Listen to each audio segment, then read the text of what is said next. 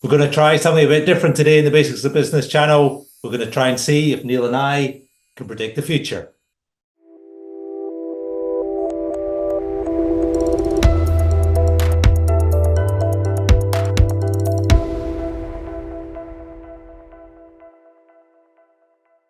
Welcome back to the Basics of Business channel, everybody. Don't worry, you're still in the right place. We are talking about business. We're still talking about the concept of financial control.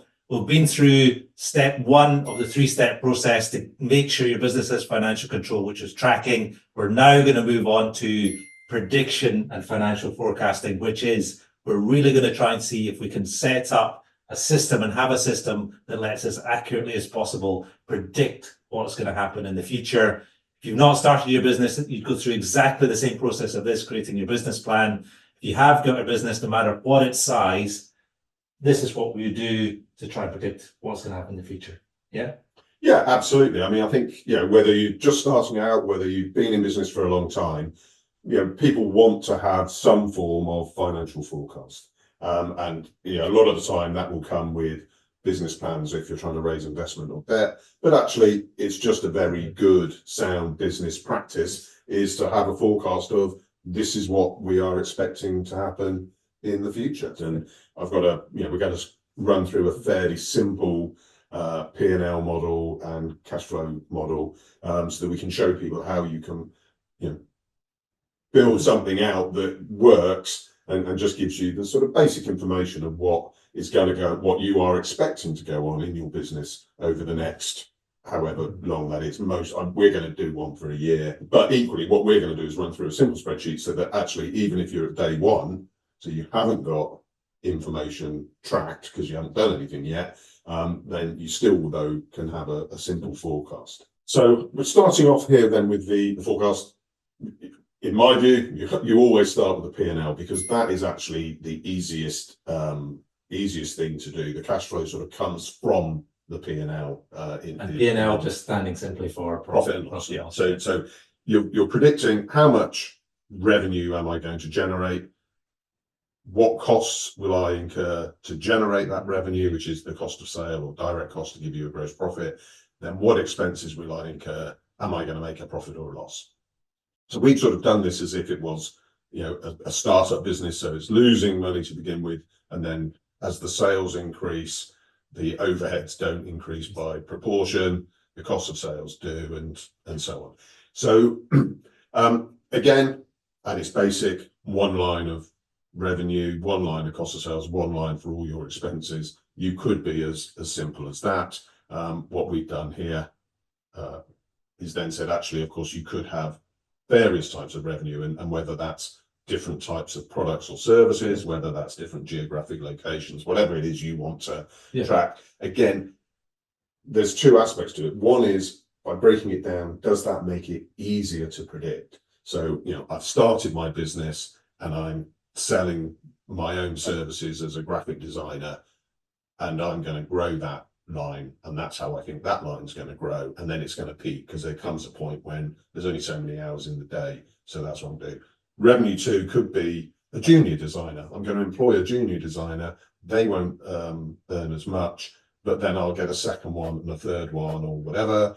I'm trying to predict when that revenue is going to start at a different time or whatever. So having more lines, the reason for doing it is more about, will that make the forecast more accurate rather than just having, as I said, if you just have the one line, equally someone looks and says, well, how are you going to go from 1,700 to 16,000 in only 4 months? Oh, well, actually, here's the reason it's broken down. And maybe that helps you explain to yourself, to investors, to lenders. And if you've been tracking your numbers properly beforehand, there'll be some real data that this is based on to then give even more robustness, for want of a better word. Yeah, I mean, because as you are raising money or you're trying to build lanes of, and you will be challenged if someone. So as a startup, obviously, you're starting very low. But if we were in year 2 and we were saying, well, I think that in January 25 we're going to turn over £30,000, and hey, for the last 6 months of last year I was doing 28.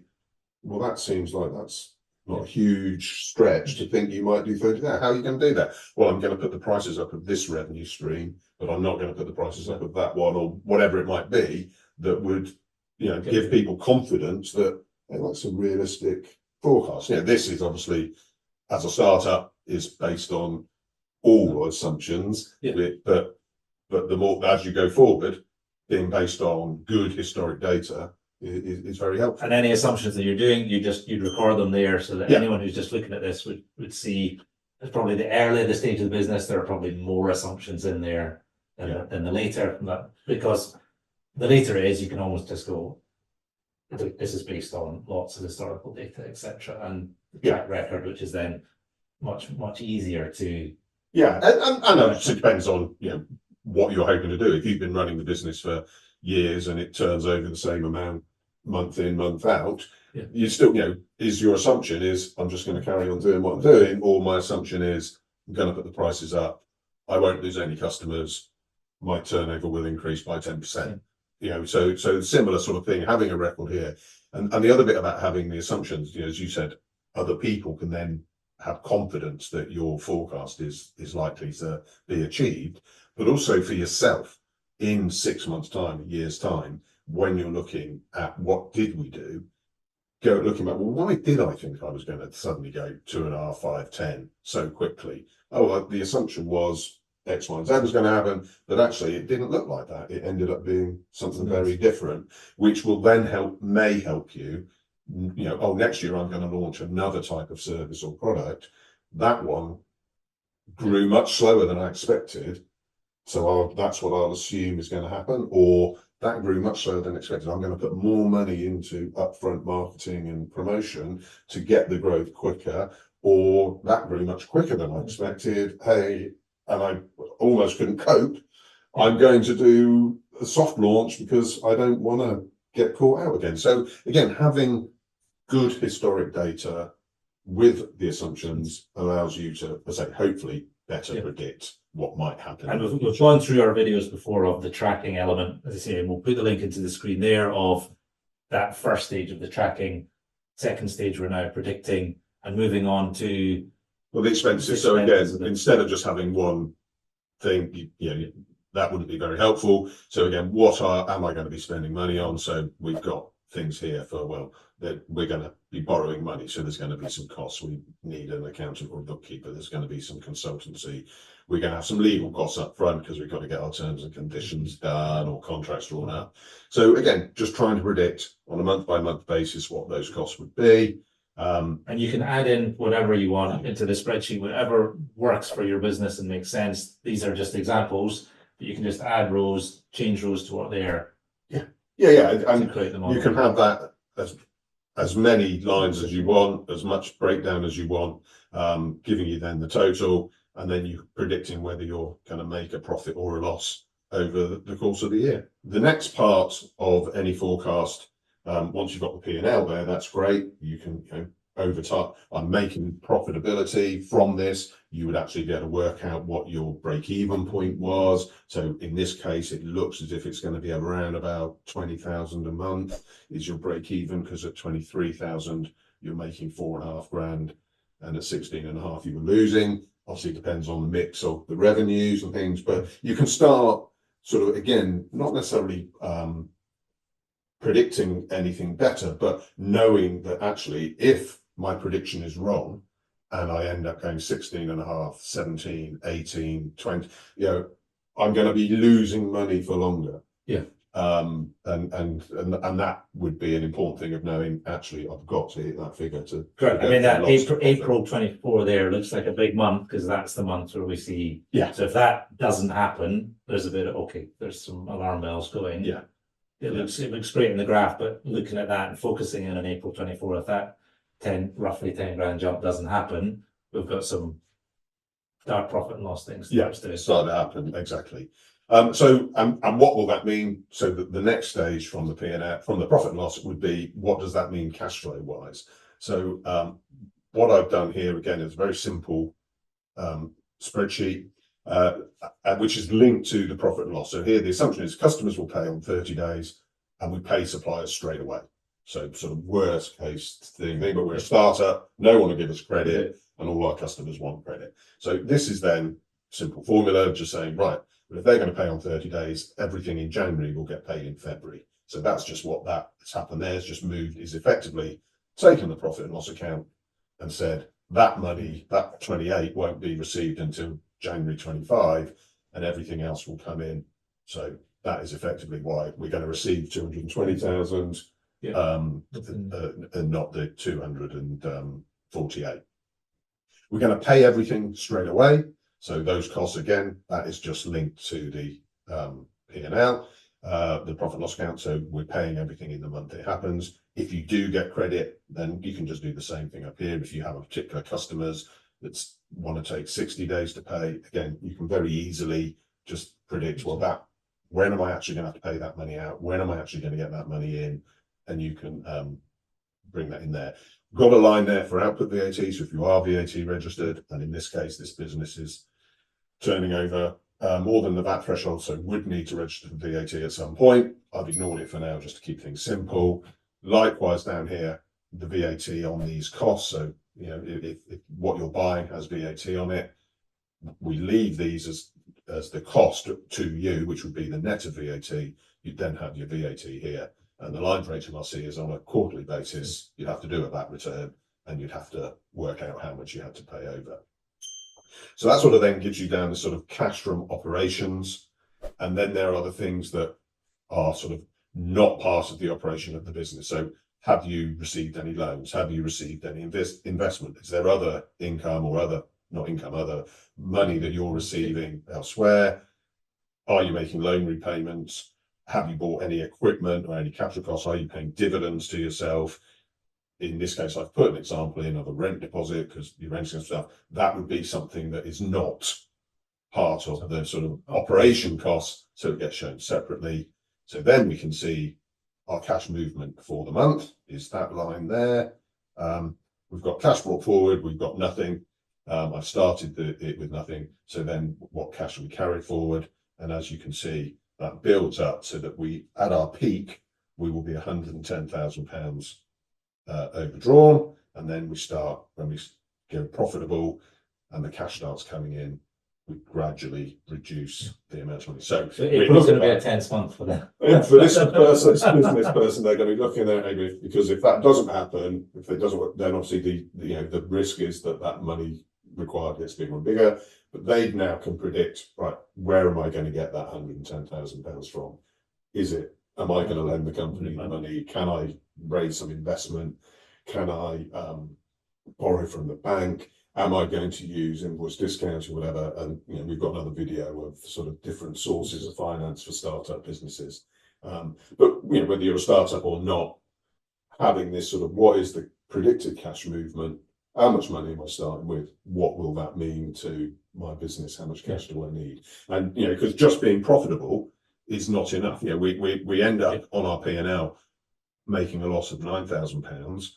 But actually, it's the cash flow. So you're going to need 110, and even at the end of the year, you're going to be 54,000 overdrawn because you've had to pay a rent deposit, and not all your customers have paid you in that same period. So the cash flow, very useful, vital document, very important document. And the other bit of when you're using it is you can turn around and say, well, actually, although this happens, I've got all these extra. What if the big customers do want 60 days? This revenue line, I can't get it on 30. I'm going to move it into 60. So there you would be able to just plot that in very quickly and see, what difference will that make to my cash flow?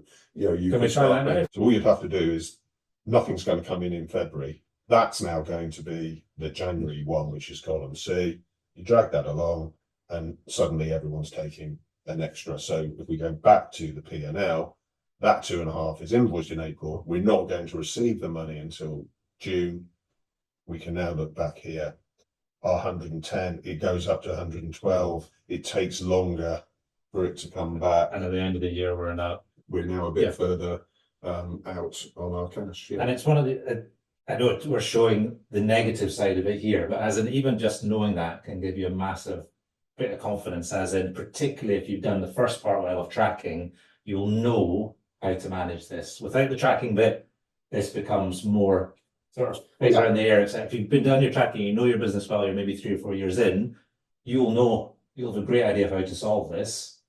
Yeah. To get you through this period. Yeah, and it's as we, I think we said this on our first video, one of the big impacts over recent years was COVID, and the people who were tracking and had this said, right, well, what happens if our customers stop buying from us, or this happens, or whatever, by being able to say, actually, we are, these figures are going to halve. Then people are able to go, actually, well, if that halves, what does that do to my business? Where can I start cutting costs? And I've got a good record of what I am spending, what the business is costing me. Then you can make plans and do things to not correct, but adjust because of things that are curveballs that are thrown at you. And you can do it with confidence that it's going to have the effect that you're looking to do. Yeah. To see, we've said before, as in, if you're not even have a business yet, this is what you're going to put in the financial section of your business plan to try and show, and this will show you whether you potentially have a viable business. If you're later on, as your business grows, you'll have historic data, which will make this even more accurate. We'll make this spreadsheet, as I say, it's available, downloadable. Go and have it, use it yourselves. As you get bigger, you're probably going to use the software. However, the principles are the same, and it's a good thing to know. You'll get to know your business inside out. If you know this, you'll know your business inside out. Yeah, and as I say, there is software, the accounting software these days will take historic data and produce this. But what that won't know is, it won't know that halfway through next year I'm going to open a second venue, or I'm going to launch a new product. And so it won't include that. So, as you grow your business, there will always be an element of just knowledge and assumptions and guesswork and whatever. But, the better tracked information you've got, just the better the predictions are likely to be. One of the things we always know is that business never goes to plan. The year will never look like this, no matter how good your historical data is. Therefore, having a cash flow view in a shorter period, like 13 weeks, is a great additional thing to add. We'll run through that in one of our next videos, which we'll put the link for one of the boxes on the screen. As ever, we wish you every success with your business journey. If you like this video, please hit the like button, and we'll hopefully see you in another video shortly.